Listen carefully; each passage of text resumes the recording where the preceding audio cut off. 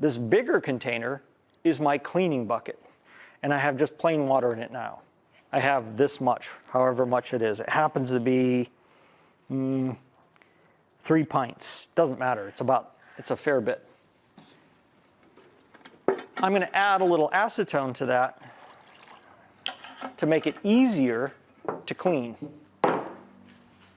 You saw how much I put in it. Put in exactly that much. You don't have to measure it. You just want some. It's not 50-50. It's not nothing.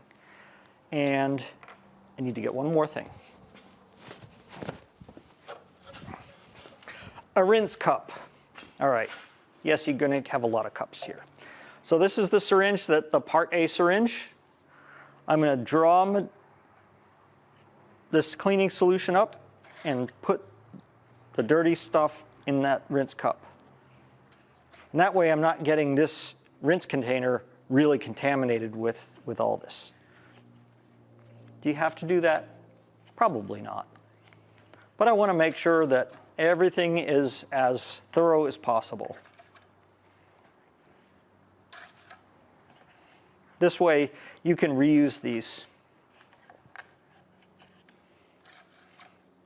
I hate wasting things. Okay, when you think it's clean, pull this out and let it drain, because we're going to need that again. I'm going to wipe it off.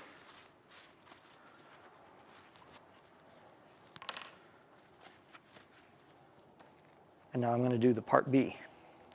Part B is a little harder to clean because it's thick and syrupy, so take your time. If you don't, and you could just throw this away and don't worry about it. You don't have to clean it. But if you want to reuse this, pay more attention to getting the inside of the tip of the syringe and this rubber plunger nice and clean. Because if you don't, it'll kind of get all crusty and glue itself together.